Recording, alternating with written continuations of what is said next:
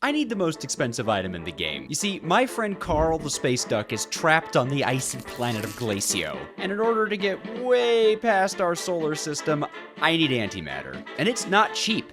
That's 400 million FE for 1/1000th of a bucket. I need at least one bucket. That's billions of power. Now this disco ball generates billions of power, don't get me wrong, but it doesn't make the polonium we need. That comes from nuclear waste. And in order to get nuclear waste, I need one of these things. But we need 10 million millibuckets of nuclear waste for one antimatter pellet, and I want 3. So we're gonna have to build this thing like way bigger. And like 4 of them. And if you don't pair them with one of these big turbines, they're prone to, you know, blowing up. So we need a pretty massive amount of resources in order to pull this off. Looks like we have some lead laying around, so I'll run that through ore processing, but I feel like we're gonna need a lot more. Meaning I think I gotta take our big drill out for a spin. Also, I saw your guys' comments that this is apparently like permanent elytra. Oh, yeah, would you look at that? That's really cool. Is it a bird? Is it a plane? No, it's Dejojo on maximum FOV! Alrighty, let's pack this thing up and head to the mines. That is a pretty good haul from the mines. And as far as what we need, this looks like our lead and osmium haul. Not terrible. Honestly, I don't know if it's enough though. But that's what our ore processing line is for. And I also upgraded everything to ultimate, so it should run for a pretty long while. And you know what? Let's get everything upgraded to blue tier. Yeah! We're now the proud owner of 2,500 lead and 2,000 osmium. Of course, that's not the end of things because reactors require brass and steel. Yep, reactor glass requires lead, but reactor casing requires lead and steel casing. Oh boy. And our steel supply and brass supply is pretty low, mostly because I made a lot of brass hands. There we go, 5 stacks of brass hands. PYO, man.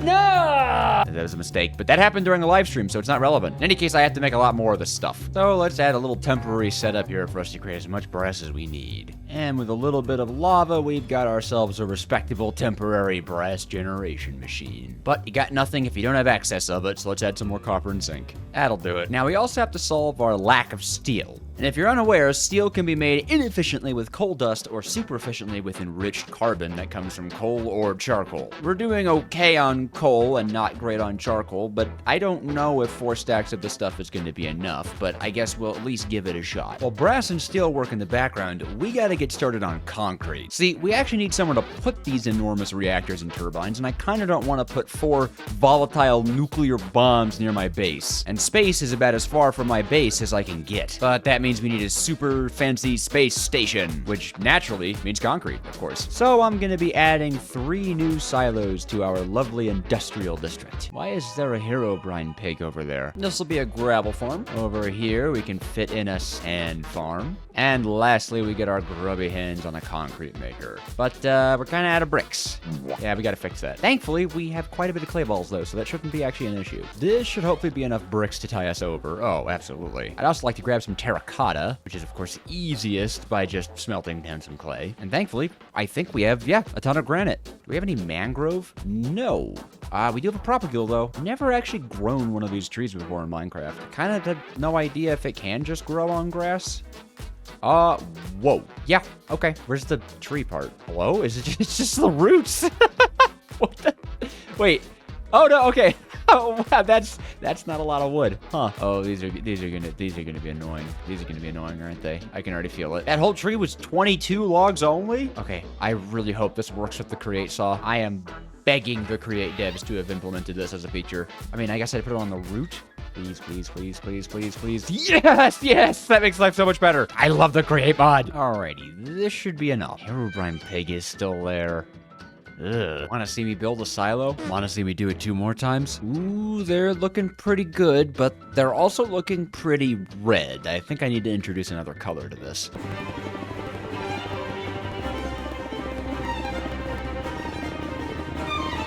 Ta-da! Hey, these are looking pretty good. I think adding the little stones to the bottom of the... Ooh, I don't like this. Hold on.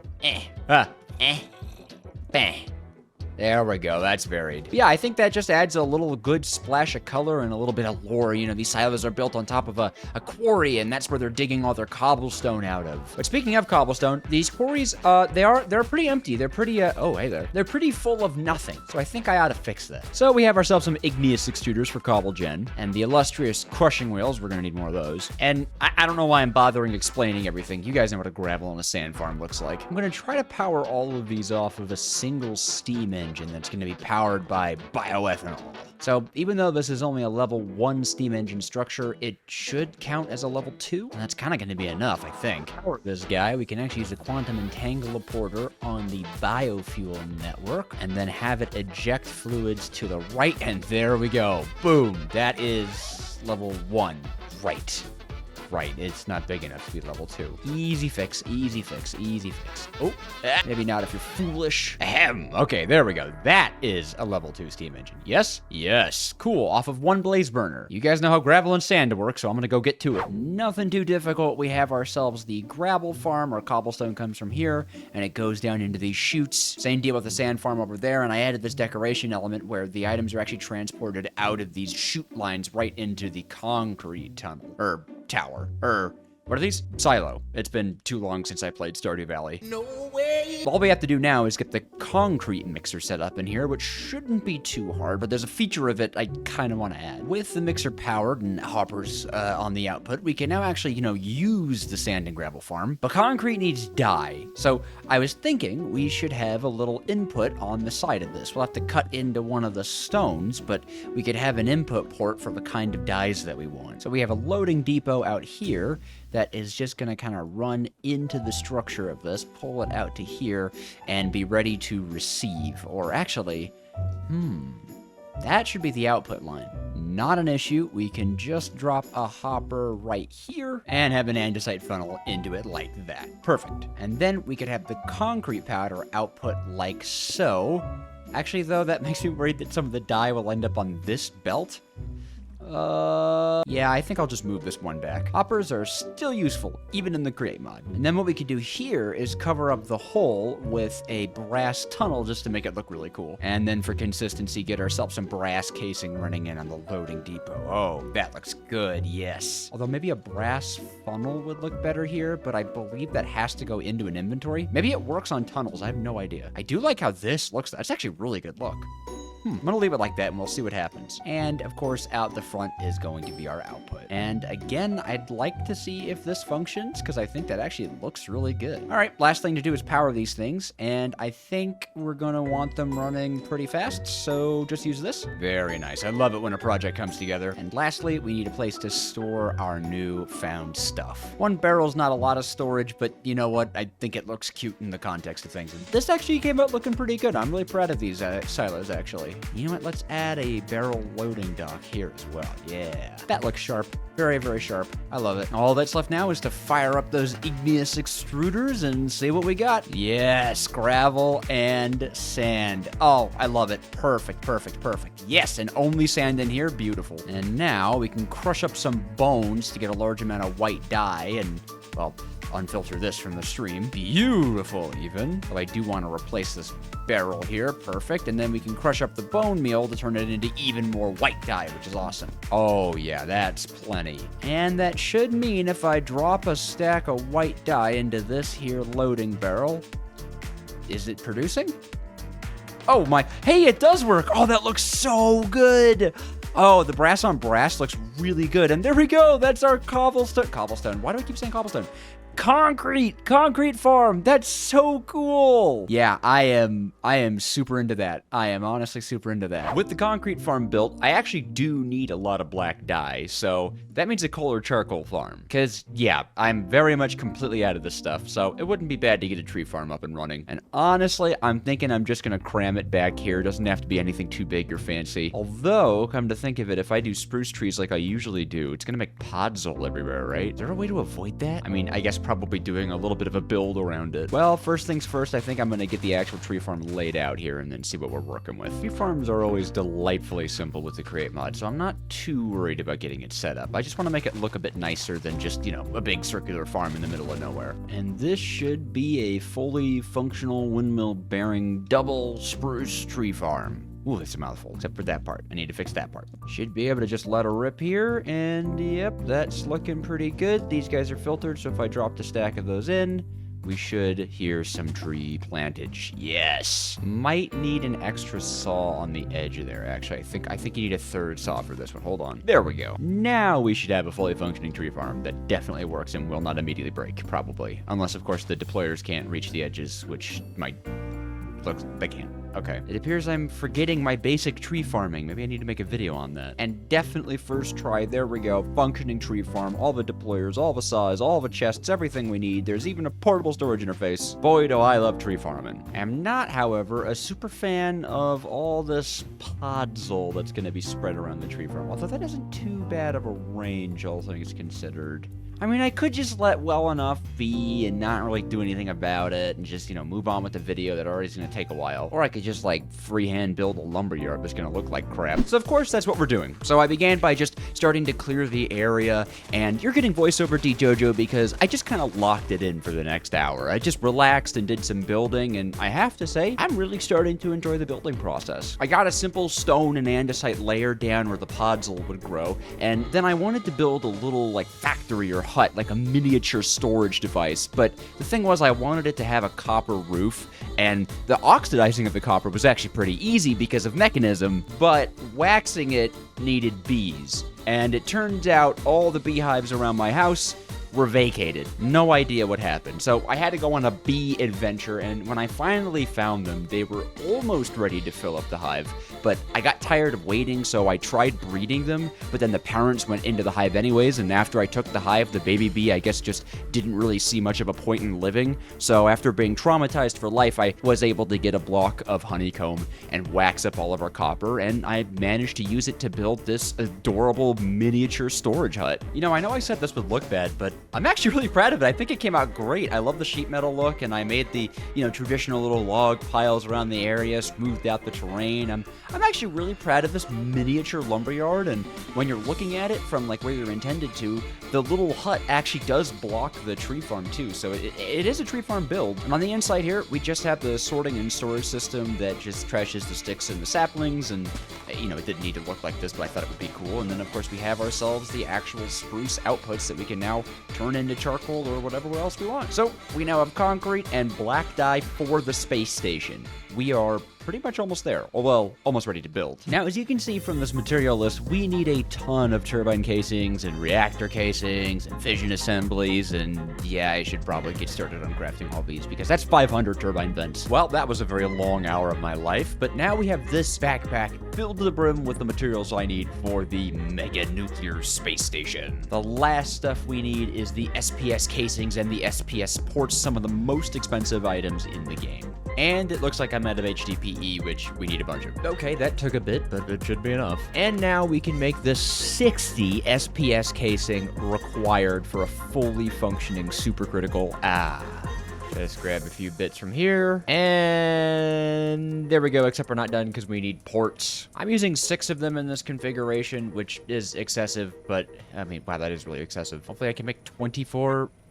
I really meant it when I said this was the most expensive multi-block in the game. Okay, there we go. 6 SPS ports, and we have ourselves a fully functioning SPS. Nope, we need a coil. That's right, I forgot the coil. Hold on. One of these guys is needed. Oh, and of course it takes some of these. Just had to make like 10 million of them. And now we should have all of the resources in order to make a fully functional supercritical phase shifter. Boom, there we go. Drop that in the backpack of amazingness, and I think we're just about ready to head to space. Well, with this random assortment of items, we are ready to head into space, and these 4 ingredients are actually going to be used to literally build us a space station. That's right, I'm serious. We are making a space station orbiting the moon that we will fill with nuclear power. All right, so up here in the orbital area, we are going to create, oh, we don't iron plate. I do have iron plate. I mean, iron sheets from the Create mod. Well, okay, back to Earth. Hopefully iron sheets work then. I thought it was iron plating, but then I guess not. Looks like the windmill's feeling a little wiggly right now. Hopefully that doesn't keep up. And back up to space again. Okay, let's try that again. Ah, there we go. Boom! Space station. This doesn't look like... Oh, I hate it when it loads a new one. Okay, cool. We should have a space station somewhere. That's just the moon. Whoa, there it is. Awesome. Nice. We have a base for our space. Beautiful. Welcome to Space Station Dejojo, where there's not a single sound in the world because there's no oxygen, and there's not gonna be. Now, I've got some plans, legitimate plans, that I made in Creative, and they took me forever because nuclear reactors like to blow up, and I wanted to avoid that. So, I have this light matica that I need to alter a bit. Give me a second. And I think that's lined up, actually. Whoa. Oh, I gotta be careful here. I reloaded my chunks to fix a glitchiness, and it's gone. I don't know how to use this mod. I fixed it. So now, if I'm not wrong, I can just follow this schematic here, and it will tell me exactly how to build this. Yeah. Isn't there like an easy place? I want an easy place. Easy place mode. Aha. So I can just... Oh, that's nice. I like this. I like this. Oh, amazing. So yeah, all I have left to do is to build up the schematic. And since this is Forge Matica, not Light Matica, because I'm not in Fabric, I can't do replay mod. But what I can do is force my editor to do a music montage.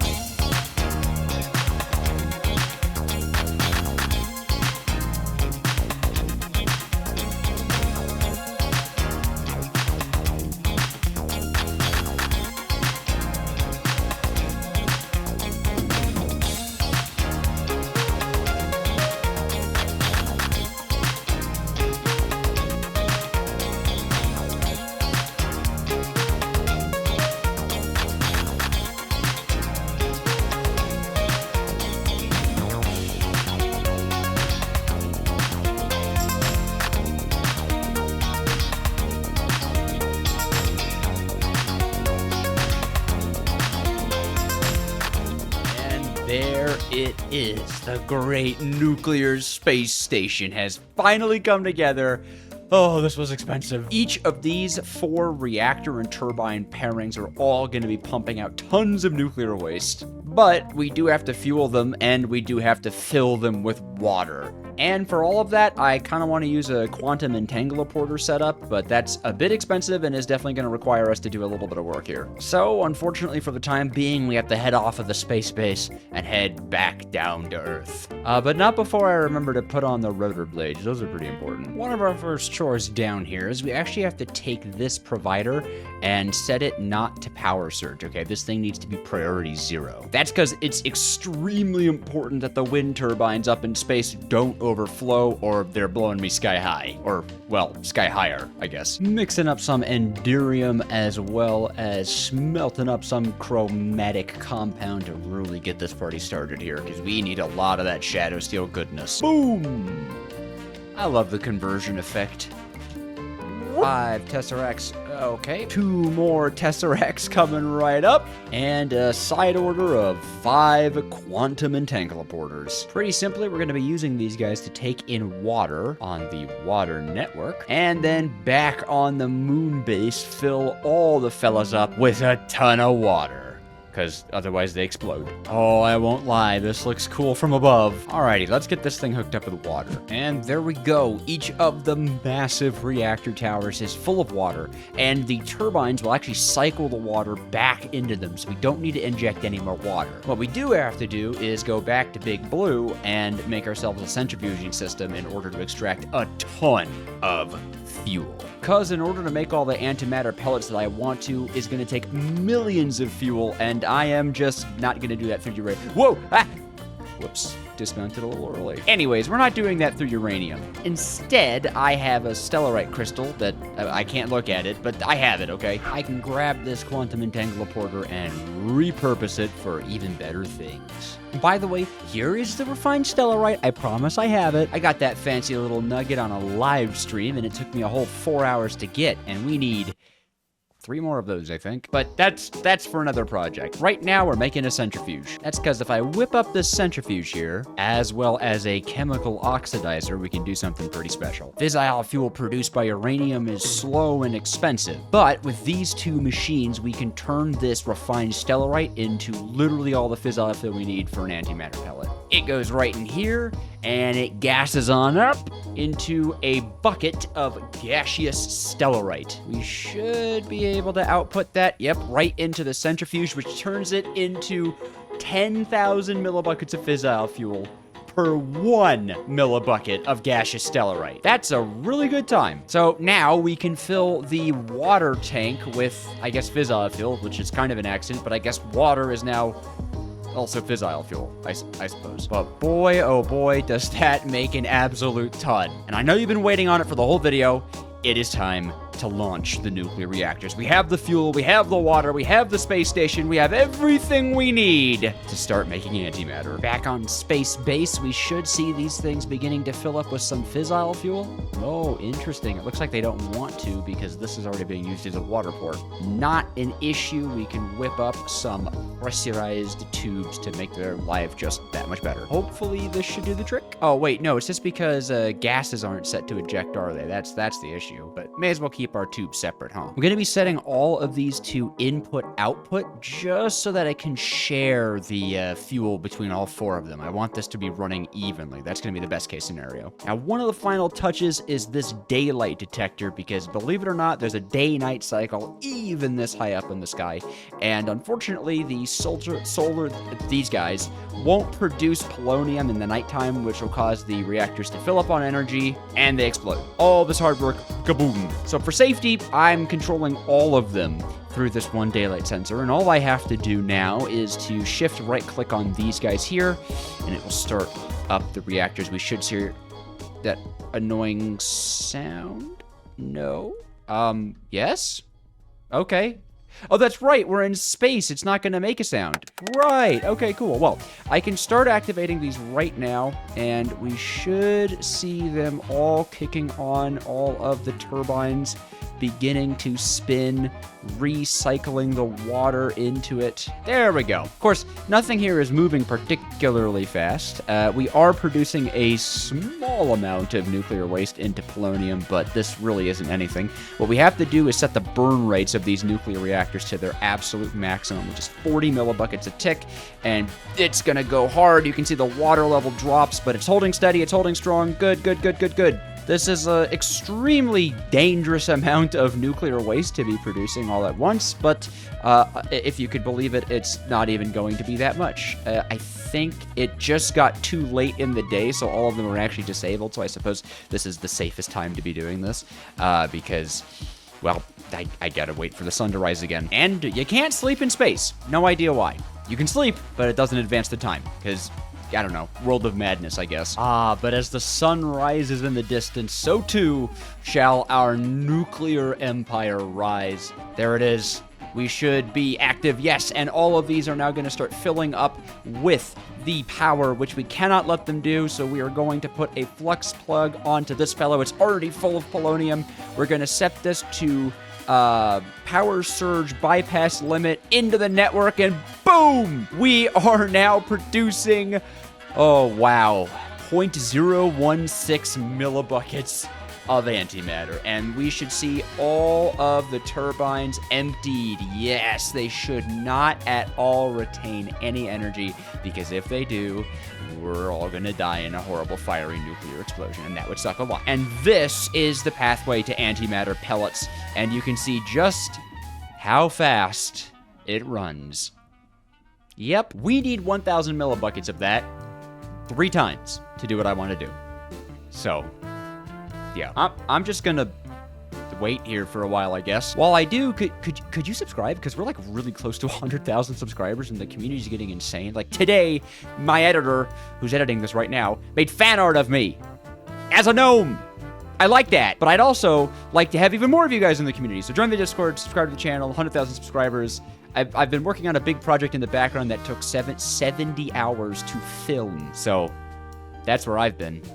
And this is where I'll be. This is probably going to take 70 hours on its own. What are you still doing here?